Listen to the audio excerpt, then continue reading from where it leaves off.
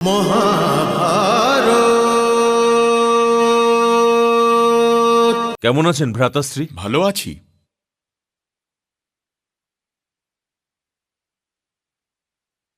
প্রণাম গুরুদেব। প্রণাম কুলগুরু কৃপাচার্য। কি হয়েছে? আপনাদের শিবিরে সবাই এত গম্ভীর? আমার আর অশ্বত্থামার মধ্যে খানিকটা মতভেদ হয়ে গিয়েছিল। আচ্ছা, এটা তো বলো যে এই সময় তুমি কেন এসেছো? পিতামহর দুর্ঘটনা আমাকে দোটানাতে ফেলে দিয়েছে গুরুদেব, আর আমি এই অবস্থায় বিজয় চাই না। কিন্তু আমি কি করব? আমি অসহায়। আমি কুরুক্ষেত্রের এই যুদ্ধতে এতটাই এগিয়ে গেছি গুরুদেব যে আমার শূন্য হাতে ফিরে আসাটা অসম্ভব।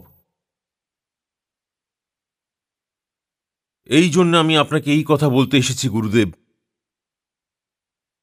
যে আমি পাণ্ডবদের সবের উপর নিজের রাজভবন দাঁড় করাতে চাই না। যদি আপনি ভ্রাতা যুধিষ্ঠিরকে বন্দী বানিয়ে আমাকে সঁপে দেন, তবে আমি আপনাকে কথা দিচ্ছি যে আমি তখনই যুদ্ধ সমাপ্তির ঘোষণা করে দেব।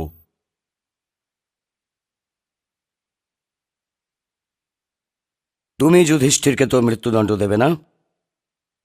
কখনো না গুরুদেব, আমি যুধিষ্ঠিরকে মৃত্যুদণ্ড দেব না। বুঝে গেছি, পাণ্ডবদের পরাজয়ের পর ওদের অংশের রাজ্য ওদেরই সঁপে দিতে চাইছো তো? প্রিয় দুর্যোধন, যদি তুমি এটা কাল ভেবে নিতে পারতে, তবে গঙ্গাপুত্র আজ বাণের শয্যার ওপর শুয়ে থাকতেন না।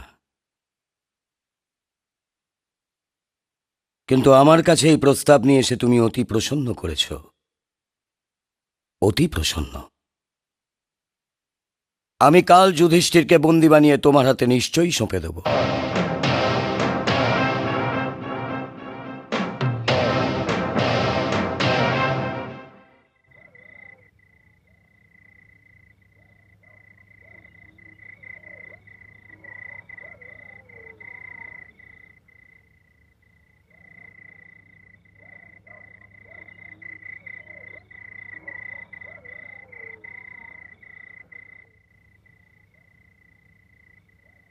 মহারাজ কুমারের জয় হোক, মহারাজ কুমারের জয় হোক।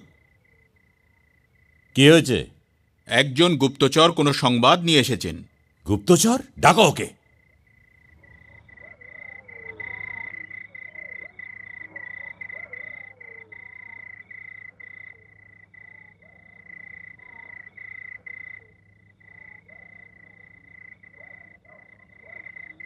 প্রণাম মহারাজ। আচার্য দ্রোণকাল মহারাজ যুধিষ্ঠিরকে বন্দী করে নেবার চেষ্টা করতে চলেছেন। আচার্য দ্রোণ নিজেকে কি মনে করেন? উনি কি ভাবছেন যে আমাদের যুদ্ধকলা আসেই না? মহারাজ যুধিষ্ঠির কি কোনো অসহায় গাভী যে উনি ওনাকে রণভূমি থেকে হাঁকিয়ে নিয়ে মহাভারত।